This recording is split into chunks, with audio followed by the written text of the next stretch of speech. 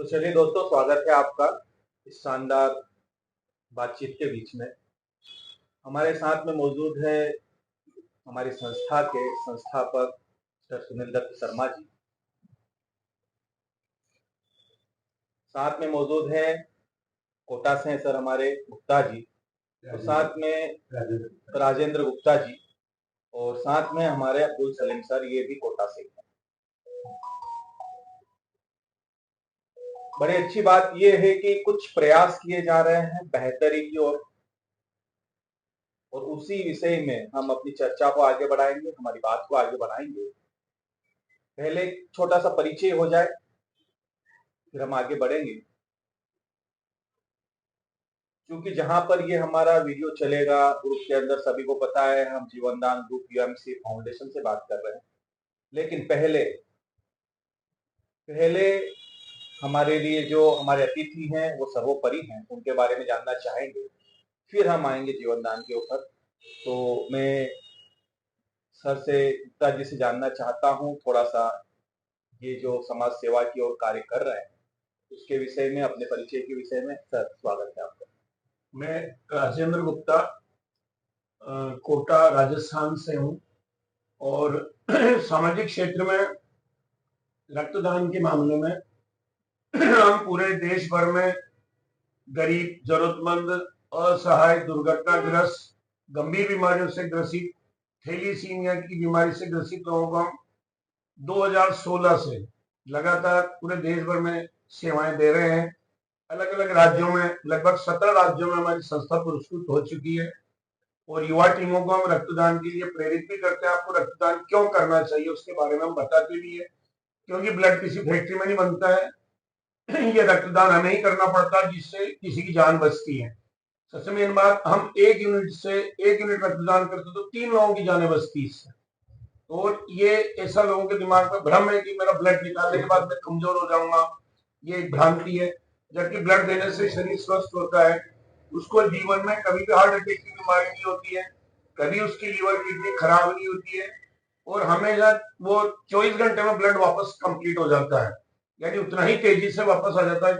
आपने कभी कोई नशा किया हो, कोई गलत चीजें खाई हो, तो वो सारा ब्लड भी बाहर आकर के बॉडी पूरी आपकी प्यूरिफाई हो जाती, बॉडी के पूरी डिटॉक्स हो जाएगी। आपको ऐसा लगता है कि आपका शरीर पूरा नया बन गया। तो निश्चित रूप से रक्तदान एक बहुत अच्छी चीज है। अभी भी देश में 39% ही रक्तदान हो रहा है। लगभग 61% अभी भी रक्तदान का अभाव है। इसलिए कई डिलीवरी में, एक्सीडेंट में, देर रात में जिनकी होती, कई महिलाएं जेब में जिनके पास पैसा पड़ा हो लेकिन रक्त का अभाव में उनकी जाने चली जाती है।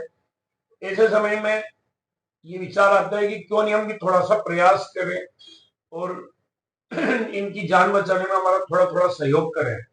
तो निश्चित रूप से मिशन, आज थोड़े लोग जुड़ेंगे। हमने पहले 4 लोगों से स्टार्ट किया था, आज 2 लाख लोग जुड़े हुए हैं। क्योंकि हिंदुस्तान में कमी कुछ किसी चीज की नहीं है, सिर्फ पहल करके आगे आने वालों की कमी है। बाकी कारवां तो पीछे अपने आप चला जाता है।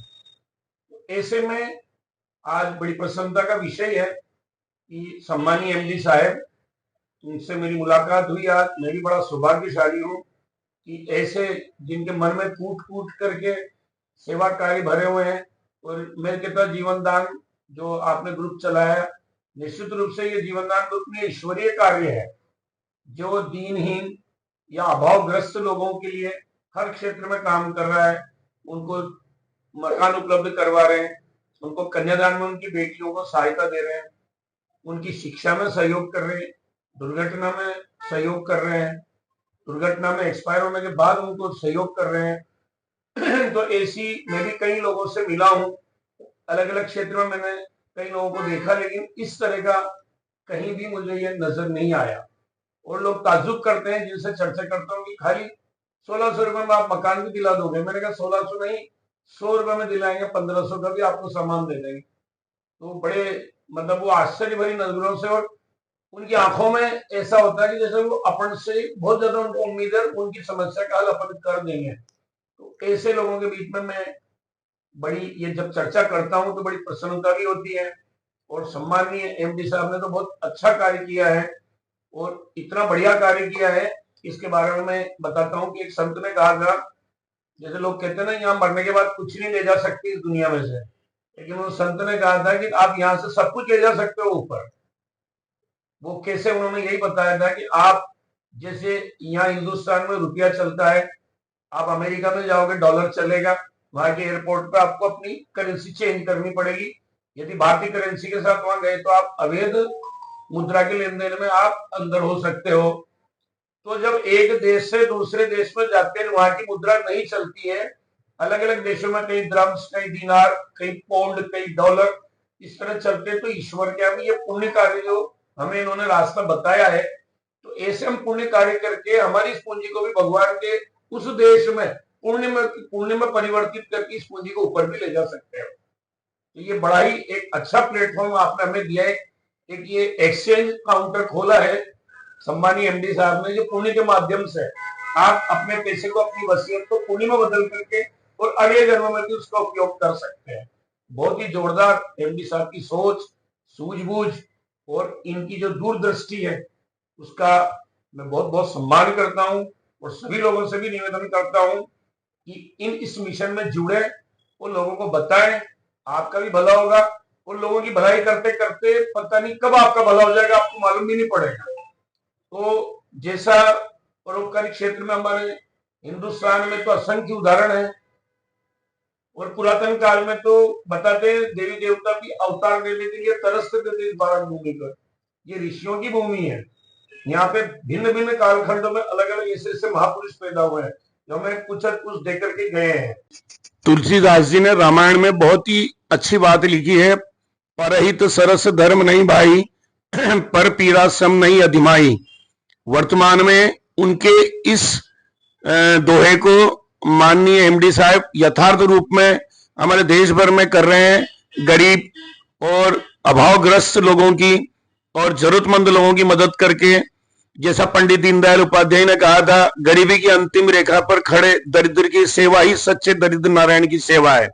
तो माननीय एमडी साहब ने इसे पुनीत और जो पुण्य का कार्य स्टार्ट किया है, मैं हृदय से उन्हें धन्यवाद देता हूं।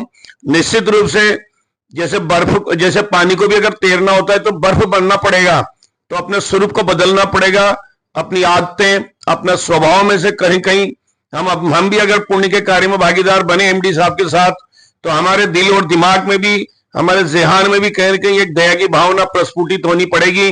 जैसे दीपक की हमेशा उसकी दुश्मनी होती है अंधेरे से, लेकिन हवाएं ख्वामख्वाह उससे दुश्मनी मोल लेती है।